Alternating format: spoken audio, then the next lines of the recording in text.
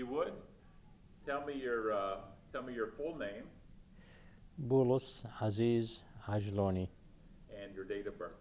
November 27, 1933. Okay.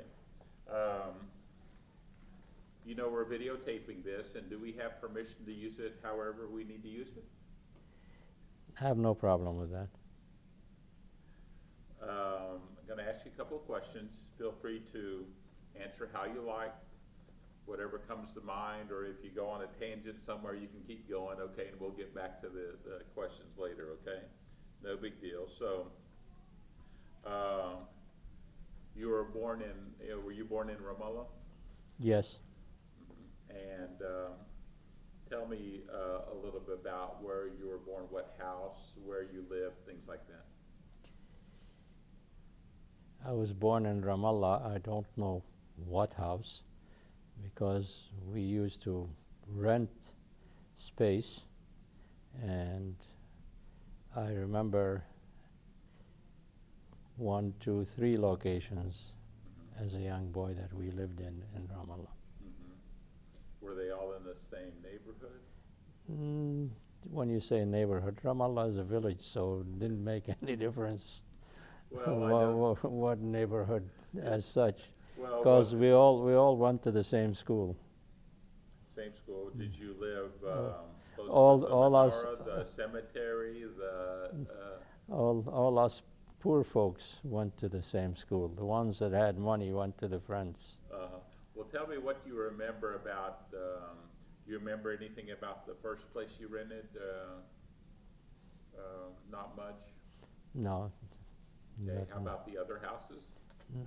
I remember the last house that we were in, that belonged to a widower. Apparently her husband must have died in the States and left money, so she built a modern home in Ramallah, and we had the lower portion. And when it rained heavy, it was a 1-bedroom location with a kitchen outside, and the bathroom, you had to have a tortilla next to the bed for the night action, and in the morning you walked around to the outhouse and did what you had to do. And if it rained very heavy, we get up in the morning and we'll find our shoes floating. There would be about 6 inches of water, and we'd have to open the door to let the water out.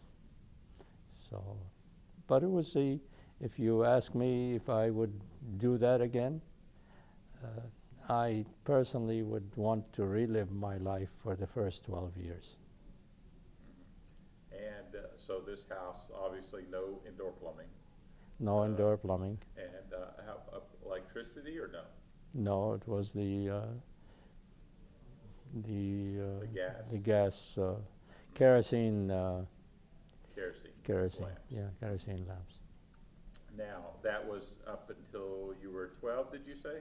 Up till I came to the United States. We departed to the United States from that house. I see. And who lived in the house with you? My mother and my brother.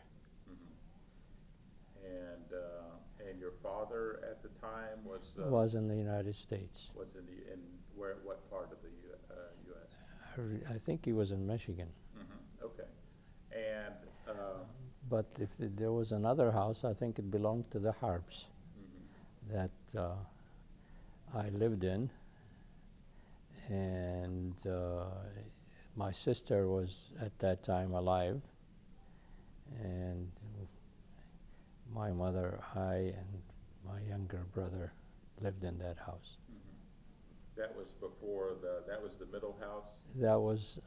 I remember that being the first house. The first house, I see. The second house it was a store, Bishara al-Sahil, and that belonged to Asad Saman, who was my mother's uncle, and he was the Mukhtar al-Balad, not Mukhtar Dar Jagab, but Mukhtar, the all of the makhatirs would select one to represent them for the government, and that was Asad Saman.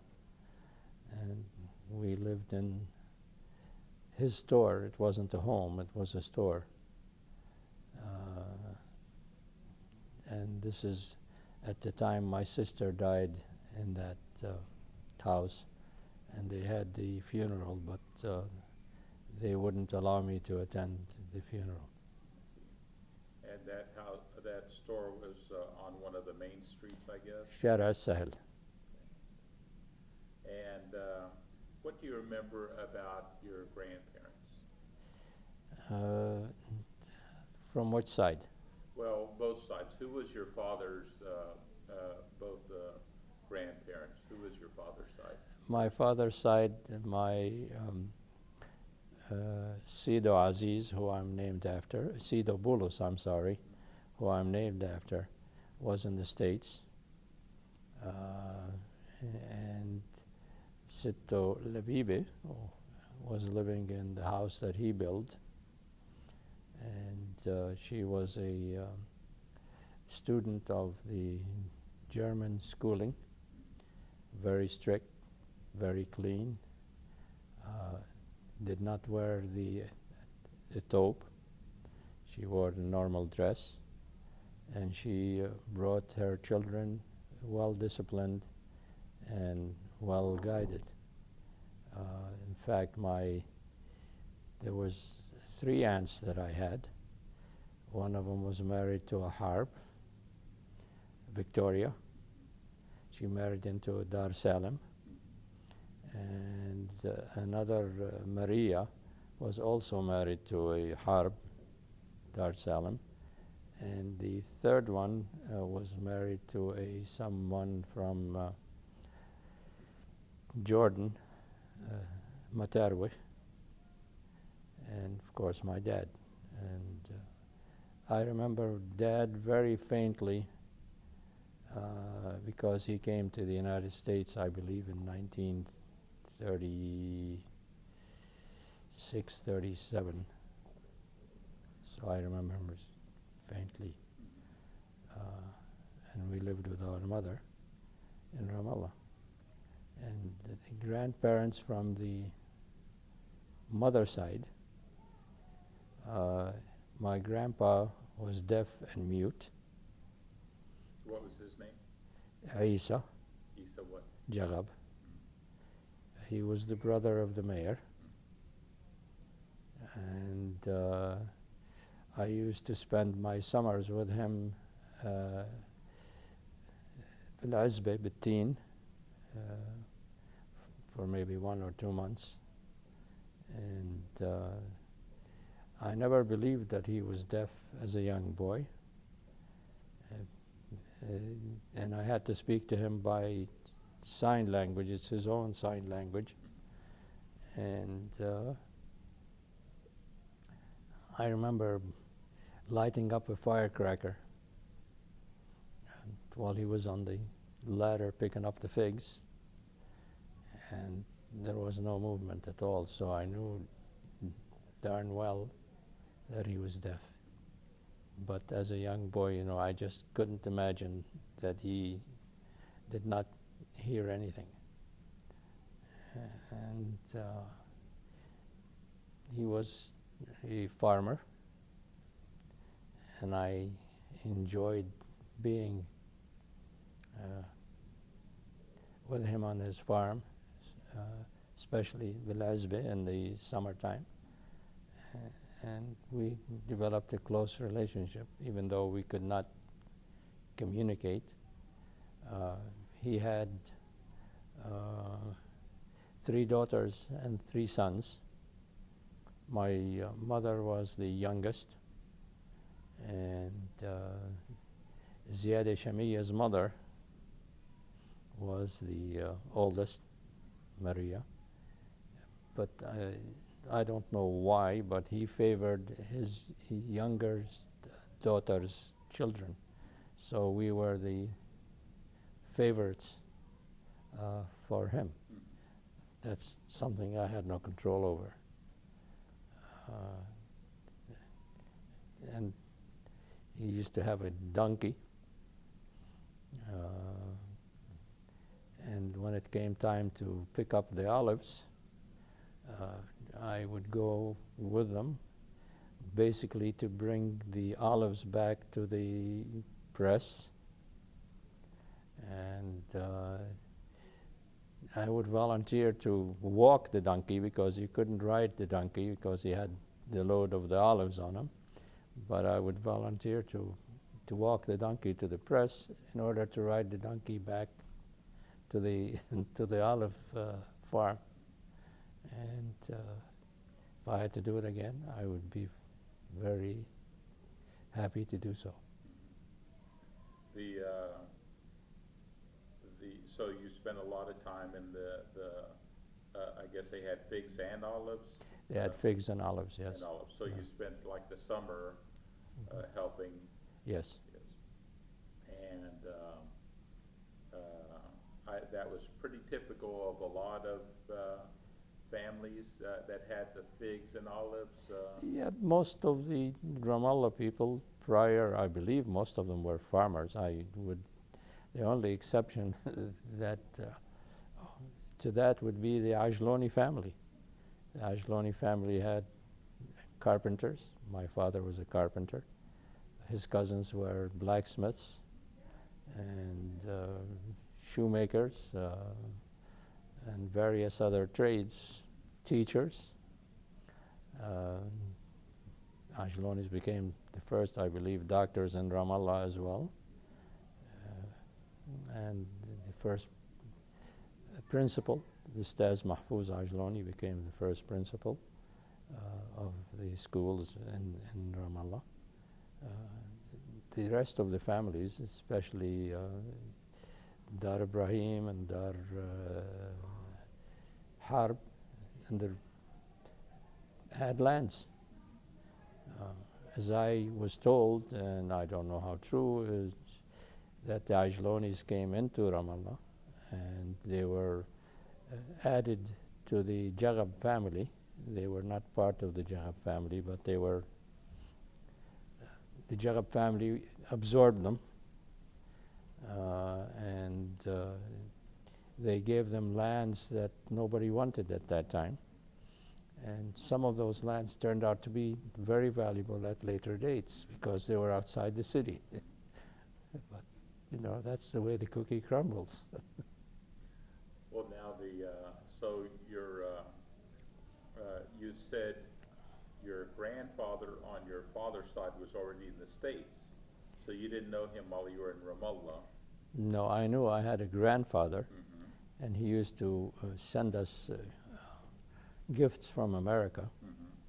I remember wearing the yellow raincoat and the yellow boots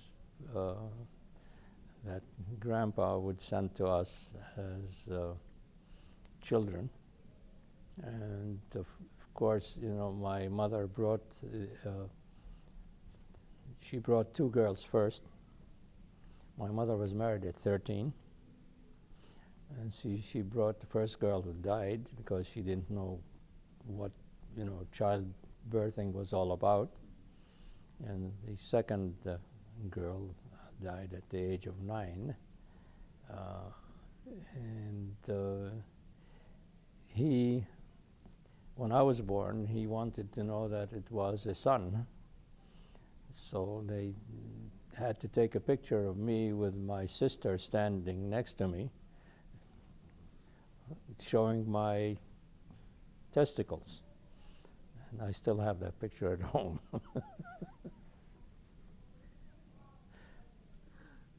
And that was so he would come to visit and see his son, right? No, we came to America. Okay. He was here in America. We came to America, and of course, when I came to America, they said this was your father, and I said, how do you do? So that was the first time I knew I had a father, but it was the first time that I met him. And the first time I met him, I was 12 years of age. Now, what did your grandfather and father, what were their traits here in the U.S.? My grandfather was illiterate he believed in education, and he sent money for his wife to educate his daughters and son. My father was given the opportunity. He was put in private schools to be educated, but he never took advantage of it. The girls did. They graduated from French school back when hardly anybody knew how to read and write in Ramallah. And I was told that my great-grandfather, who was called Jirius, was a teacher. And he became a teacher. This is hearsay, I don't know how true it is, that he switched denomination from Greek Orthodox to becoming a Catholic because they gave him the position of being a teacher. I guess at that time and place in Ramallah, being a teacher maybe just knowing the alphabets and teaching people how to read. And that's the story that I got from about my great-grandfather. Now, did you go to the municipal school in Ramallah, the government school? Yes, I went to the government school, and I was Arif Asaf. You know what Arif Asaf means? We sat in the classroom. The teachers changed. We did not change. We sat, and at the end of the period, the rotation will come in, and my job was to keep the students quiet during the changing of the teachers. And I can tell you from my experience, they said punishment does not deter the crime. Nonsense. The amount of noise or revelry that took place in that classroom depended on the teacher coming in.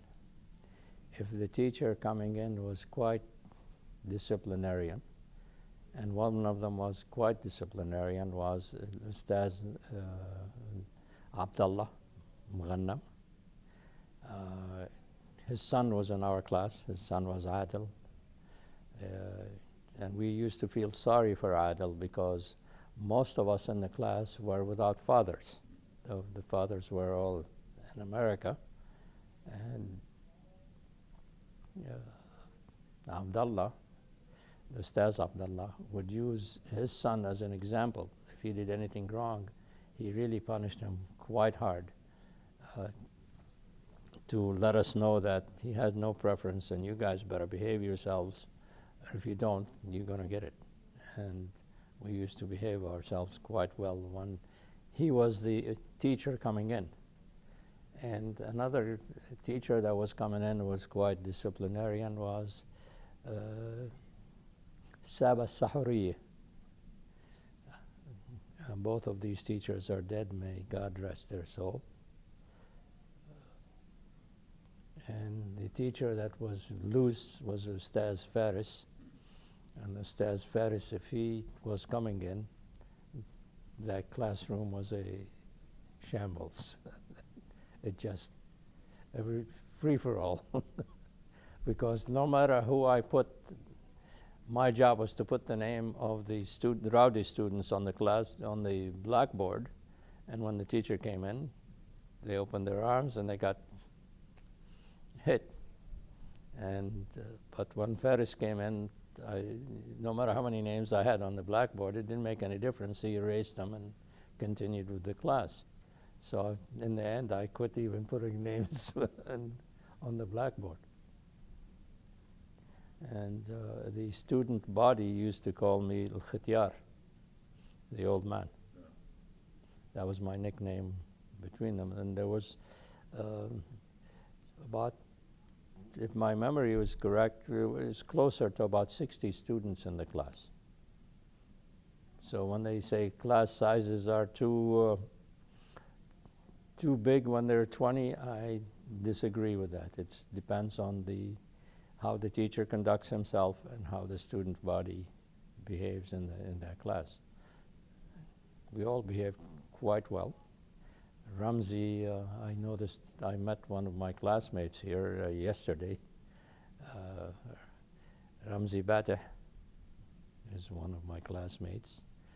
And he says hello, and I said hello, and we talked, and I looked at him and I said, yes, I know that you're Bateh.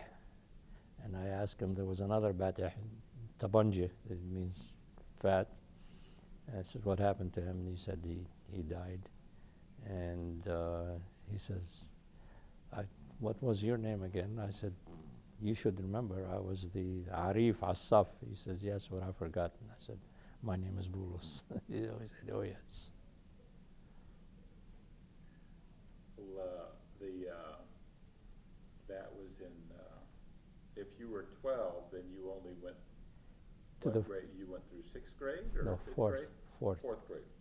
We didn't start school until we were 7. Mm-hmm. Well, you And- touched on, oh, go ahead. And I was born in November, so I was, Had to wait. yeah. You touched on a little bit of your life with your grandfather, helping him in the summer in your school. As a kid, when you were a kid growing up in Ramallah, what kind of activities went on? What was going on? What was exciting? You know, what was...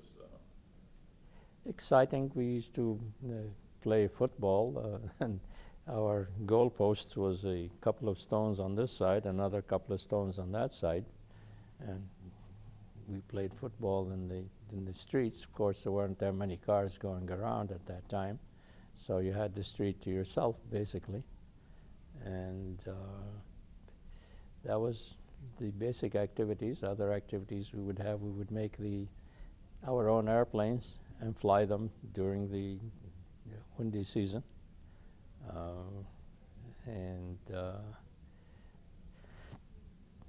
That was about the extent of it. Or we made our own toys. We used to get the ball bearings of old cars or vehicles and make our own, put 4 ball bearings on a sanduk khashab, if you will, with a steering mechanism, and go down the Shara Batunia, or Yafa at that time we called it. You go up the hill and slide down.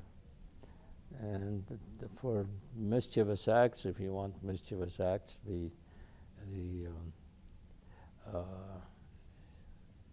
what is it? They used to bring watermelons from Haifa or Jaffa or whatever they were coming from, and they were climbing up the steep terrain, and we would have one guy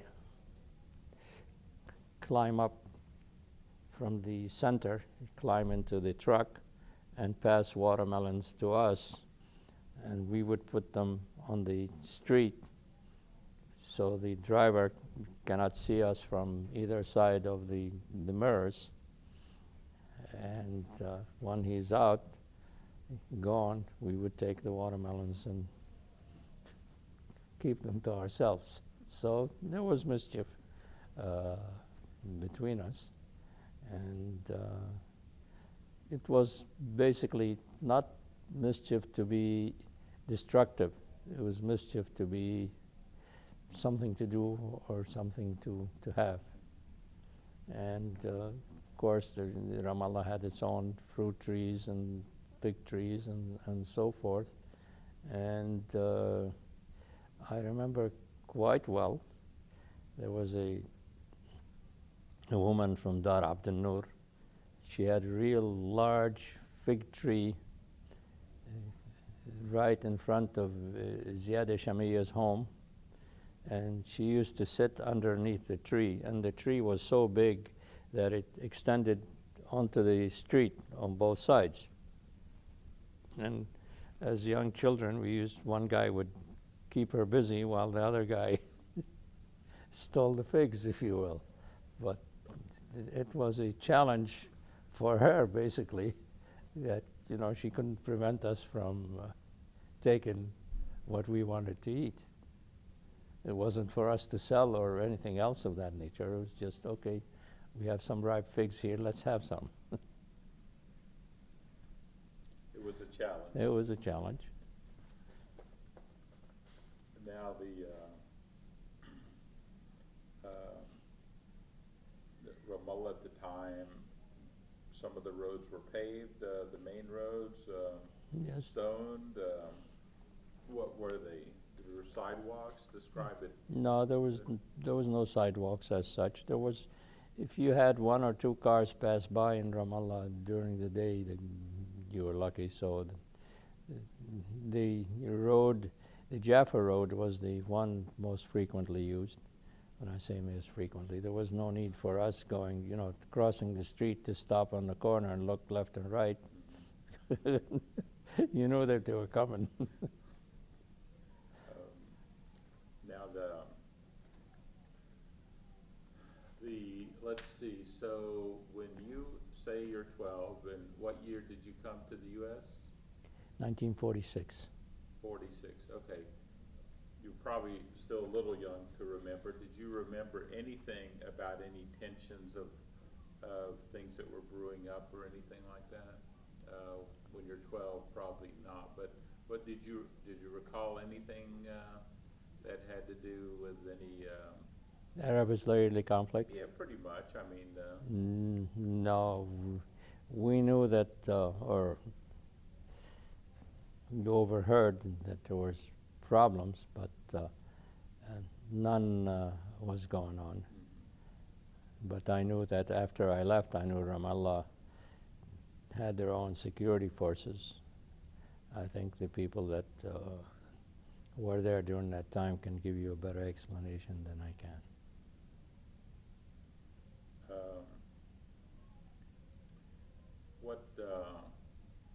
So your dad was here, he'd send money back home. Y'all went there when you were 12. What was the route you took? We went from Ramallah through to the Lid. From Lid we took the train to Egypt and to Cairo, and Cairo to Alexandria, and Alexandria to Naples, New York. It was the first ship that after the Second World War, SS Vulcania, and it was a transport ship for troops, and of course the beds were bunks, and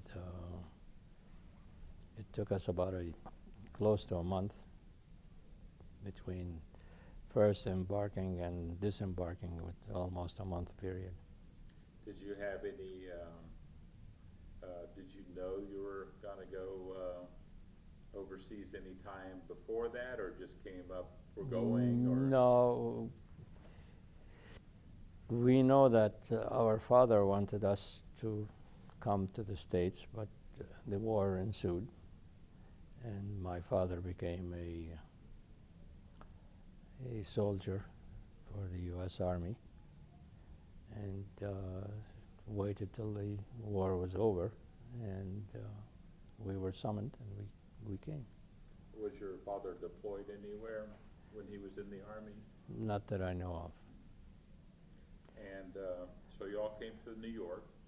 But I know my grandfather was on both sides of the fiasco. Oh, tell me about that. You know that Ramallah immigrants in the United States were similar to the Mexican immigrants today. They came to gather money and send it back home to have their families live off that money, or build a house, or buy a farm, or whatever the case might be. And they normally stayed 4 or 5 years and came back. And when they came back, they would have a son or a daughter, wait till the first one is born, and leave the wife pregnant with the second, and depart, and come back 4 or 5 years later again. So if you look at some of the older generation of families in Ramallah that their parents were here in the States. You would see a spread, two together, and then there's a spread, then another two, and so forth. It was not by design, it was to make a living. And my grandfather was in America. He got caught when he came back during the First World War. And so the Turks recruited him. He was a Christian. As a Christian, he was not allowed to carry arms. And he told me that he escaped from Turkey, he doesn't know where, all the way to Palestine.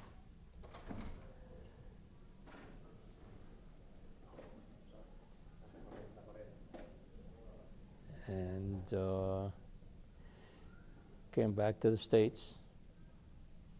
And when he came back to the States, they took him in as a soldier in the American Army. So he was on both sides of the conflict for the same war. And that was during World War I. World War, yes. But he had to work in the kitchen because of his Christians. And he was telling me that if you got sick at that time, they basically gave you something to drink and to basically to kill you, not to treat you. And he said what saved his life is they gave him this stuff to drink because he was sick. And he said the nun who was the nurses in there looked at him and basically don't take it. And he didn't. And he survived, and he walked from wherever it was in Turkey all the way to Palestine. He said it took him about a month and a half. He used to walk during the night and hide during the day, using the train track as a guide to where they were going.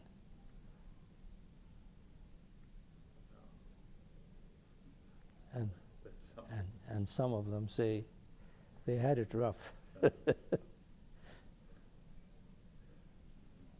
don't know. Amazing. Well,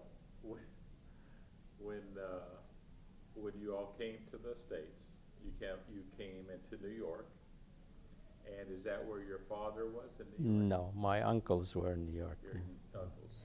My uncle Jarab was in New York. He met us, and we stayed in his house for 1 day or 2 days, I don't remember. And I remember waiting because when we came it was Easter time, and I remember waiting on the ship. Here I came from Ramallah, and you would see maybe one car a day if you were lucky. And here I'm in the ship, and I'm looking at Long Island or New York or Brooklyn, whatever it is. And there's an endless stream of cars, lights passing. And as a young boy, you would wonder, what is going on out here? Is there an end to these cars that are constantly flowing? And of course, our uncle came and picked us up, as I said, and we stayed in his house. And then we left for Florida. My father was in Jacksonville. And when I came, they said, "This is your father." And I said, "How do you do?" And that was the first time I met my father. And that was in Jacksonville? In Jacksonville. You arrived to Jacksonville? Yeah. Did y'all take a plane from New York to Jacksonville? No, it was a train. A train to Jacksonville. And your father was in Jacksonville. What did he do?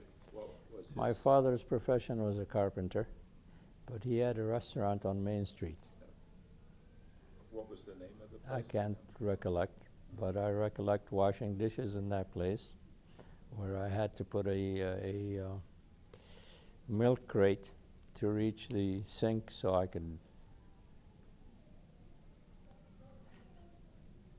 do the dishes. do the dishes. you, Now, if you ask me, do I regret or am I sour? Absolutely not. and what about, did you continue your education here in the States? Yes, I did. We started in Florida. The business either bankrupt or was foreclosed, I don't remember, as a young boy. But we went to Detroit, and I went to school there. I remember we lived on Stewart Street in Detroit, and we used to take the bus. The bus was 5 cents going to Hutchinson Middle School. And from there, in the middle school, they gave an exam. In Detroit, they had schools where in each district there was a high school. And you had to go, if you lived in that district, you had to go into that high school, except for 2 schools. One was called Cass Technical High School, and the second was called the High School of Commerce. It was right on 2nd and Cass, and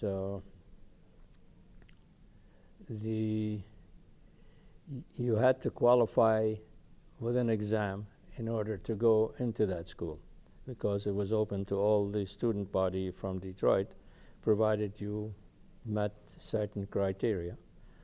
Fortunately for me, I did meet that criteria, and I went there and I studied it taught you a profession, and it also prepared you for college. And the profession I took at my father's behest was air conditioning, heating, and refrigeration. And I graduated from Cass Tech High School and went to work. After working for 2 years, I decided to go back to college, which I did. But in the interim, I went back to Palestine, married, and went to the University of Kentucky, and I graduated from the University of Kentucky, and my son attended my graduation. Now, what year did you go back and get married? 1957. 1957, you went back to Ramallah. Did you know who you were, did you have someone in mind? Or No. People had ideas as to who they wanted me to marry, but I was not part of their scheme of things. I was introduced to various young ladies, and I chose the one that I wanted, and I asked her directly, not her father nor mother or anything else of that nature. The girl was from Jerusalem. Her family lived in Katamon originally, but their village was, I can't think of the name at the moment, Taibe. And her mother, may God rest her soul, she made a party and brought in about 10 young eligible ladies for me to meet, because she thought I had my eyes on her daughter, and she didn't want her daughter to come to the States. So she introduced me to the 10 young ladies, and we chatted, etc., and so forth. But somehow the 10 young ladies did not meet my expectations. I don't know what my expectations were, but they did not meet my expectations, and I wound up marrying her daughter. And what was her name? Afaf. She was a working girl. She was working for Middle East Airlines, responsible for the flights coming in and going out, and the flights were coming in and going out of Kalandia at that time. And we married, and I brought her to the States, and I've been with her ever since. What was her last name? Nasser, and ASR. And, But in retrospect, you ask me, you know, I gave my father his first down payment to buy a house in Detroit. And that money came from, I had selling newspapers. I had the newspapers in Detroit were the Times, the Free Press, and the News. And the Times came out about 2 o'clock, 3 o'clock in the afternoon. The News came out around 6, and the Free Press came out around 8. So I had a route in each one of those papers. So I had 3 routes.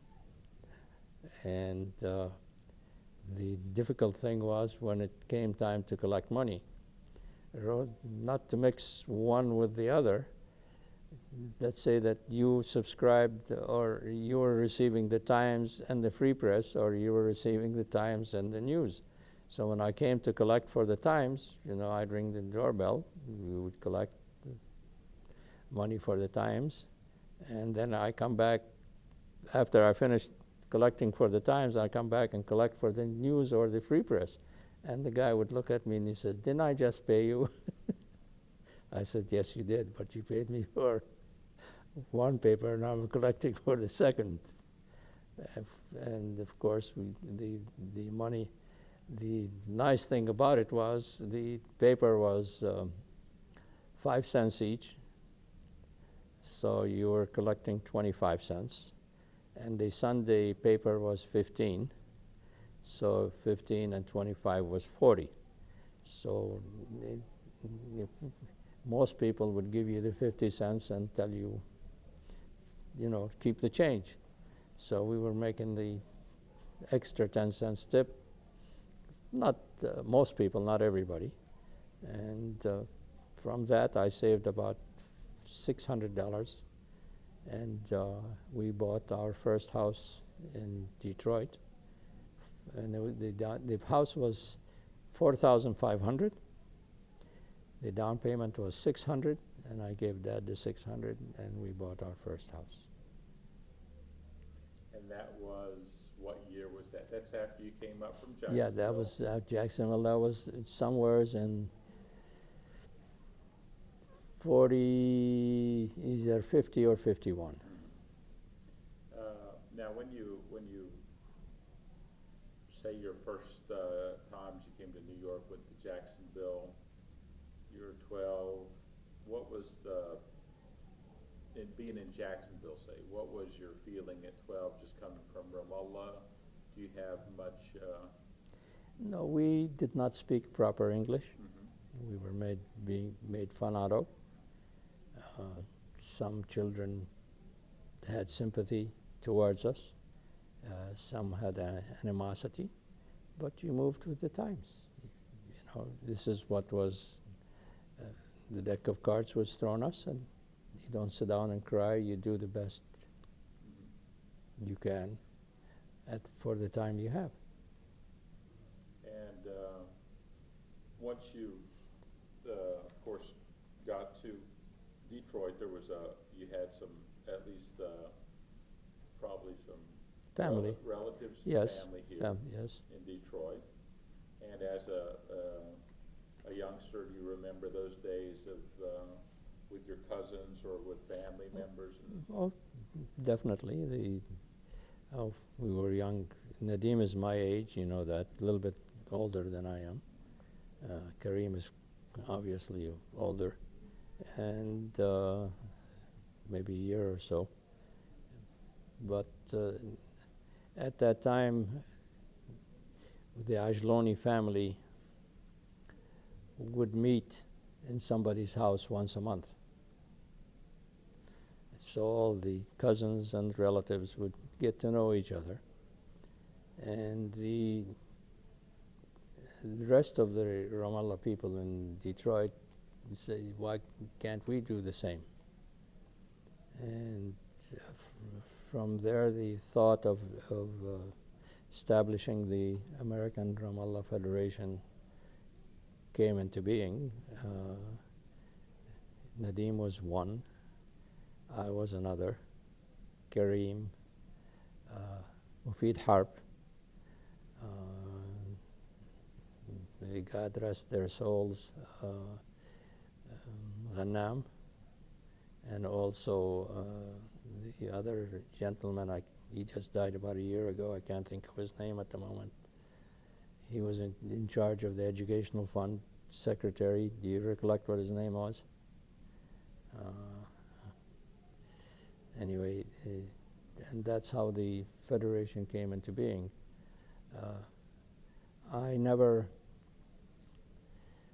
I was always at odds with them.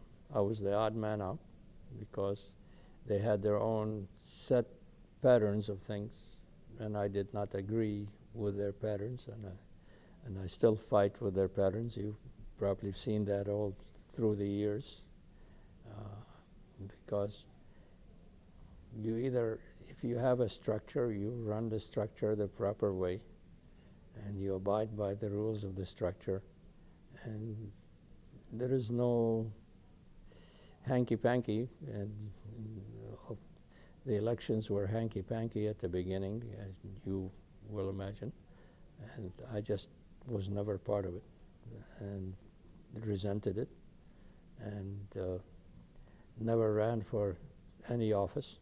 I was on the scholarship committee for years, and we as young men in Detroit noticed that when somebody died, flowers would be bought, and the cemetery would get filled with flowers, and you go the second day and there would be no flowers at all. So we decided that rather than give flowers, to give money for the scholarship fund.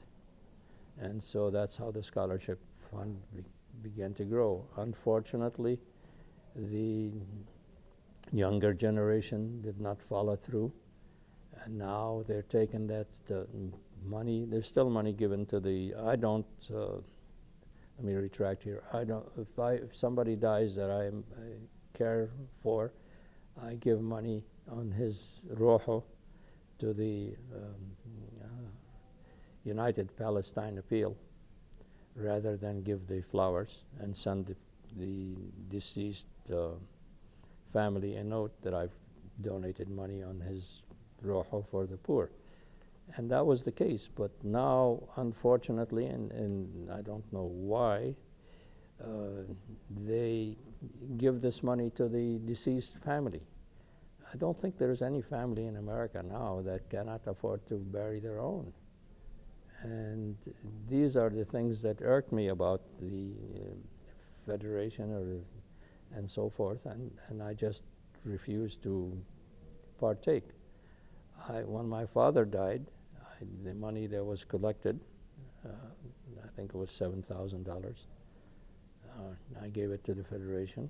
And when my mother died, there was another sums. I gave it to the Federation, and I told them I want to establish the Aziz Ajlouny Scholarship Fund. And these monies are not to be used for the scholarship fund, but the interest from them was to be used for the scholarship fund. And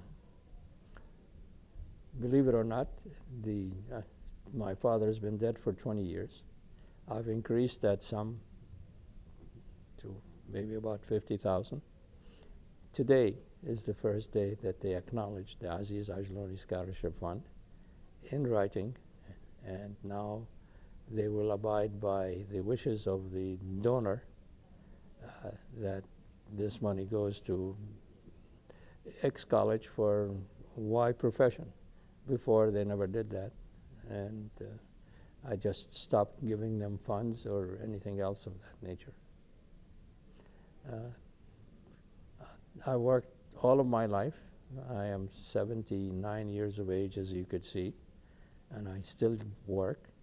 I consider life a challenge. Thank the Lord, I am not in need of any money to live, but I consider making money is a challenge to me. And I will take on any challenge that comes along my way. Now, if you ask me what I did after graduation, I worked for international companies. One of them was Westinghouse.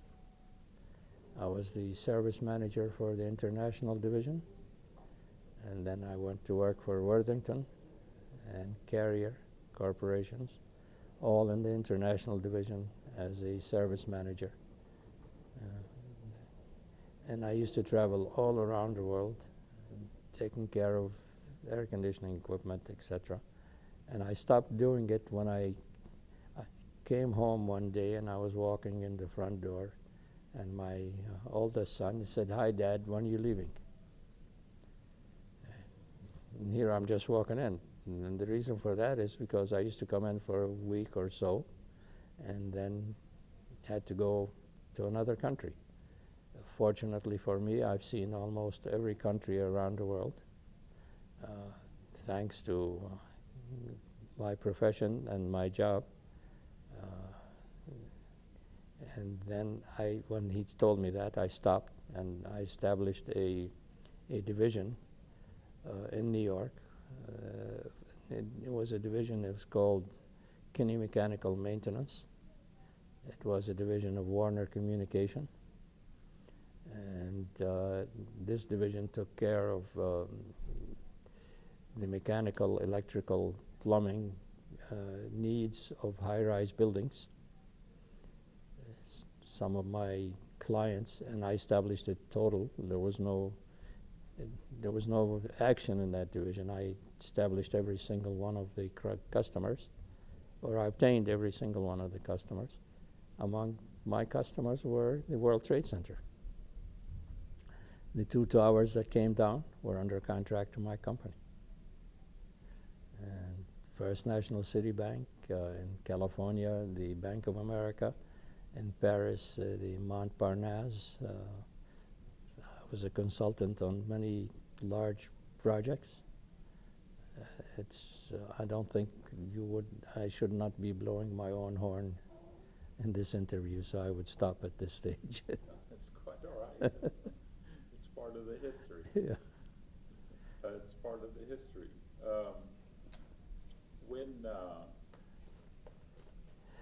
When you got married, did you have kids? Yes, I had the first boy.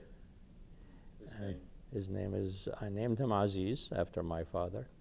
When he went to AUB, he chose to change it to Paul against my wishes, but this is what he wanted.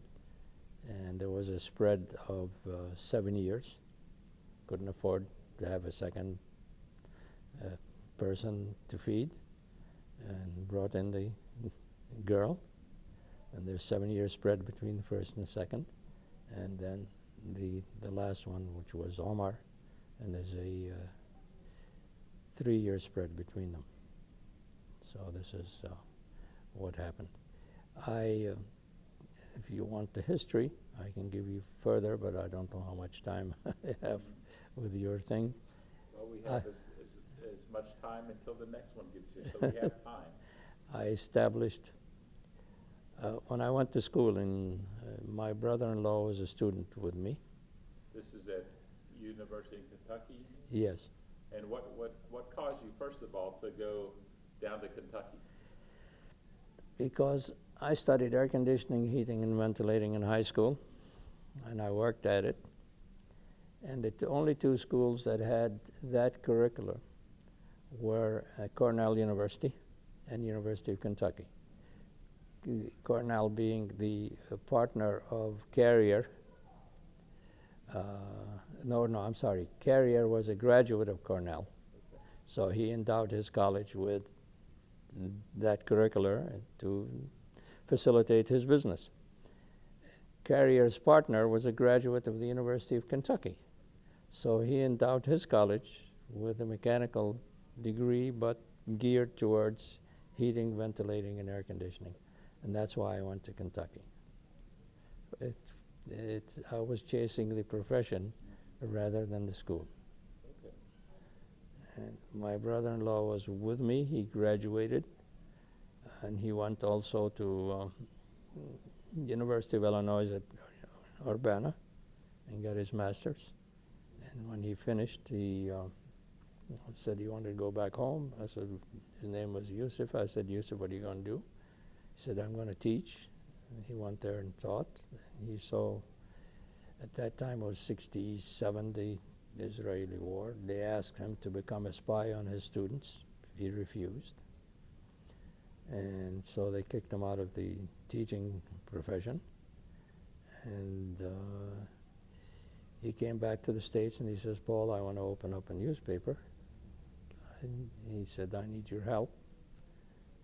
At that time, I think the industry was changing from the lead typing to the modern equipment. So the lead typing equipment was almost for peanuts. So we bought a trailer load of equipment for $30,000, shipped it, established a printing press, and established a newspaper. And it lasted from 67 till about 80 some odd, 20 some odd years. He was kidnapped and killed. I continued to run it until Arafat came in. And when Arafat came in, I closed the newspaper in Jerusalem. I was accused by the U.S. government of setting up satellite communication for the PLO. I was tried. I was given a 2-year sentence. And I served 3 months out of the 2 years. And in Kentucky, the federal prison in Kentucky. So I went back to my alma mater, but this time as a jailbird. And the judge saw fit to let me out after 3 months. In the 3-month period, I wished I stayed a little longer in jail because I was learning how to type. I never learned how to type. I taught class, and I obtained halal line for the federal prisons. I petitioned and got the federal government to make a halal line because they had a kosher line. I said, if there is a kosher line, why not a halal line? And the halal line is my product and my activity during my imprisonment. So I've seen all kinds of positives and negative things in life. You always have to think in the positive form rather than the negative form. And when I was in jail, I used to tell myself, I'm in a secure place. I'm not in jail. People outside can't come in. It's not that I can't go out. Well, give us the name of the paper in Jerusalem. Al-Fajr, meaning the dawn. It was in Arabic and English. English was a weekly edition. The English edition was pure news, no BS. It was subscribed to. Most of the subscribers were universities. And the federal government, the CIA, had 10 copies. The State Department had copies, and every great university in America was subscribing to the Al-Fajr English. And I have it all on microfiche. One day I changed it from microfiche to what do you guys call it, the discs? Files, yes. Discs. I have it also on discs. My dream in life is to open up an orphanage. And by the way, I bought the land for it. I bought 25 dirhams in Ain Arik, to have that orphanage built, and to also to have a library in Ramallah, in which we would, on the walls of the library outside, I've talked to the mayor, and the mayor is willing to donate land. All of the martyrs and the wall around them. My dear friend and brother, who I worked with for 20 years, was Abu Jihad. And Abu Jihad kept a log of everything that happened in his life. I saw his son in Amman on my last trip, and I told him, your father had these books, where are they? And he said, I know they were in Iraq, because he was friendly with Saddam, and he kept them in safe places in Iraq. He says, I got them, and I'm putting them all in discs. I said, I hope you will not erase anything and let the chips fall where they may. And he said, absolutely not, they wouldn't be authentic. And he promised that if I opened the library, that he will give these discs to be part of the library, and I would call the library Yusuf Nasser Abu Jihad Memorial. Because for Abu Jihad, he was I talked to him almost every day of the week for 20 years. So he was closer to me than my own brother. And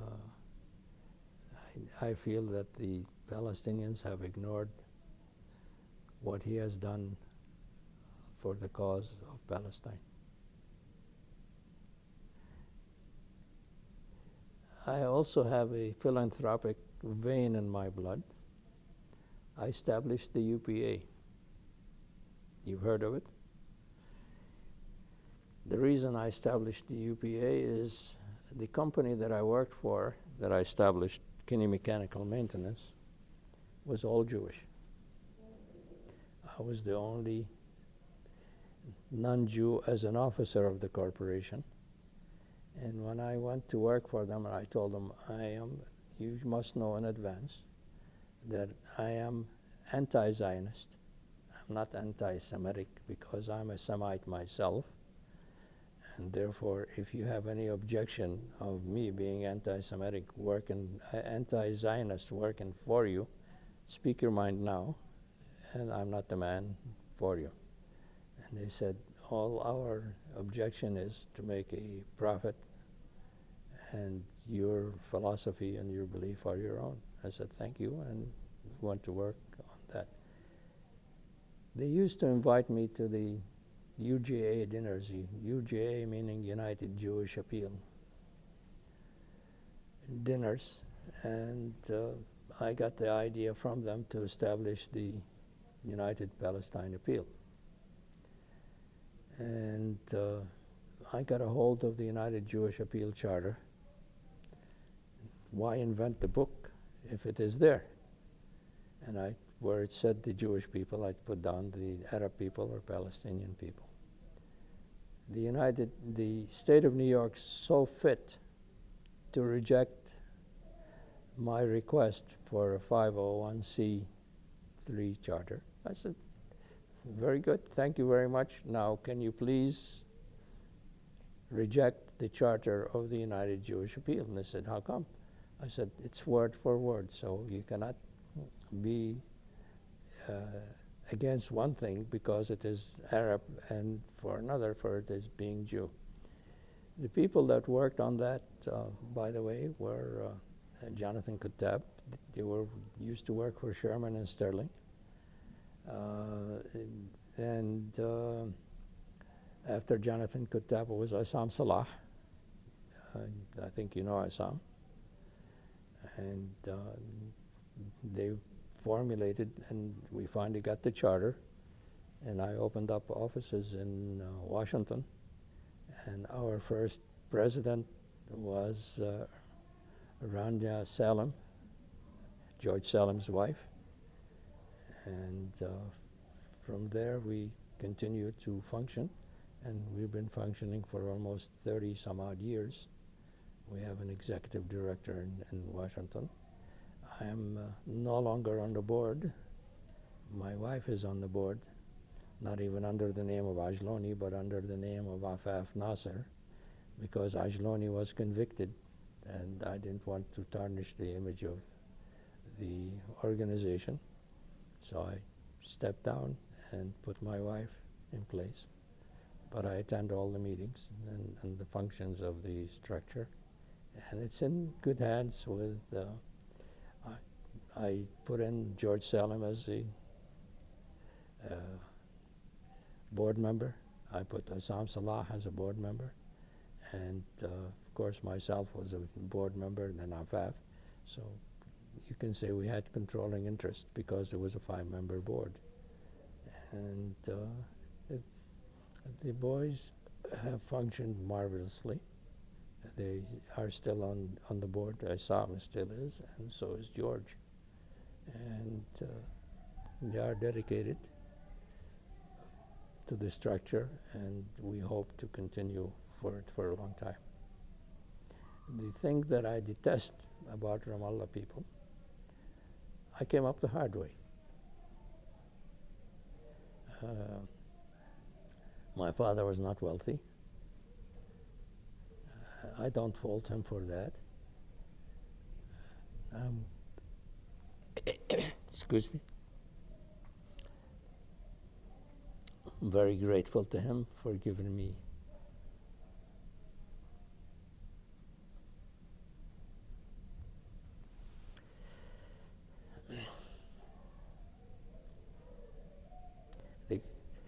the guidance in my life. But my main pet peeve about Ramallah people, and I'm one of them, is they are not generous with their funds.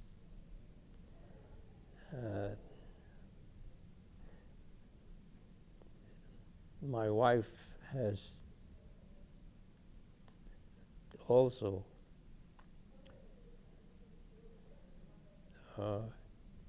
instilled in me, and I had it, but she instilled it further.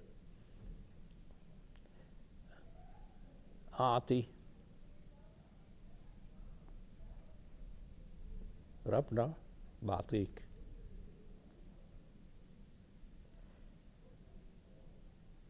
And I don't find that, and I find that to be true, by the way. The more you give, the more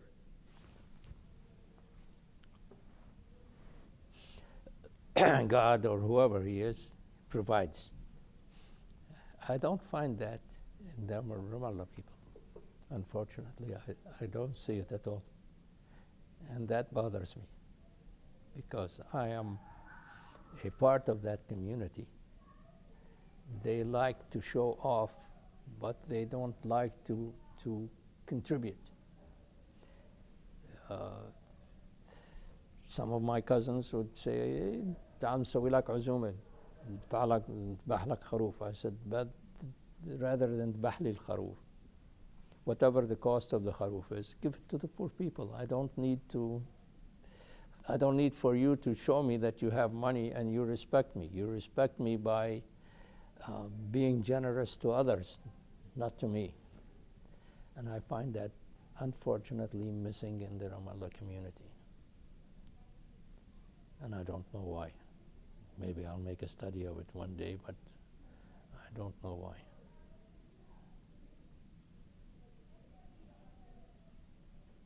You were asking me, what am I doing today at 79? I can tell you what I'm doing today at 79. Ramallah men, especially, like to disinherit their sisters. I've established a company trying to recover some of the inheritance of the sisters. Why? Their mother delivered them the way she delivered you. Why should you, oh, I'm going to give my sister X number of dollars. You're not giving your sister anything. This is her right. She is the daughter of X and Y. She's the daughter of Mr. X and Mrs. Y. You both came from the same location. So why do you say that I'm generous and I'm giving my sister something? You're not generous, you're being selfish. And this is a train of thought that seems to permeate among the Ramallah males. And it is, I'm sorry to say, but it seems to be more prevalent from having opened my business to see it, that it is more prevalent in Dar Ibrahim, Dar Yusuf. I don't know why, but this is maybe because they intermarried. You know, you married your sister, I married your sister. I'm not going to give your sister anything. You're not going to give my sister anything. So therefore, we're even. But that's not life. Life is, she is the daughter of Mr. X. Mr. X died. She's entitled to her share of whatever is 10 cents or $100. She's entitled to her share of the proceeds of her father. And unfortunately, I'm being now despised by the males of Ramallah for trying to recover some of the proceeds of inheritance from their family. I don't find that to be negative for me. I find that I'm doing a good job trying to recover what is rightfully theirs. But these are the things that I get irked about my family, and I'm a Ramallah person. I will always be. But these are my pet peeves about my people. Thank you very much for the interview, and I hope I haven't bored you with the details. Not at all. Thank you very much. Anything we didn't talk about that you would like to? No, I think you've opened a lot of wounds for me. That's okay. It's good and bad, and we want to get everything. That's part of it. What do you see, not that anyone can see the future, but what do you see for Ramallah, or what your maybe even hopes or even aspirations for Ramallah down, in the future? I see in the future Rabbna Yarham al-Atqiyya, and I'm one of them, so I'm not, if we are out of the way, I think the younger generation will succeed. The younger generation is not coming in because of the older, obstinate generation. If you attend these meetings, you would see that it's only 4 or 5 old-timers trying to obstruct or say whatever they want to say. And if I were to see the contributions, besides the bullshit that they have in their money contributions into the structure is very minimal. And they're all wealthy. You have a young guy that came in, wealthy, and he's trying to restructure the organization in the proper business fashion. So what I see for the organizations, Rabbna Yarham al-Atqiyya, and I am one of them, okay? So I cannot say that I'm wishing him well. I says, Rabbna Yarhamhum, wa yarhamna kaman. So we would pass away and leave it to the younger generation to continue. Let's not hinder them. And there's a lot of hindrance, and I see it left and right, and this is what prevents the younger people from coming in. I asked my son, both of them are attorneys. I says, why don't you come on and join? He says, Dad, I don't know how you put up with it. It's all, it's all nonsense. The structure, the way they do it, or the way they run their business meetings, it is a farce. People talk for the sake of talking, but say nothing, and they don't contribute anything.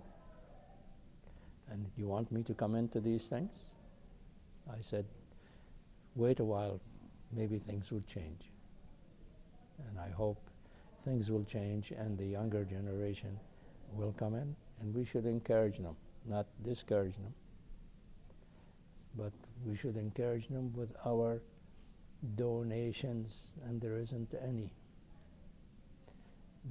For instance, and this is a bad scene over and over again. The new president comes in, he appoints the committees. Most of the people that he appoints at the committees are friends or relatives or what have you, and they're not even a paid member of the organization. I'm a member of my society.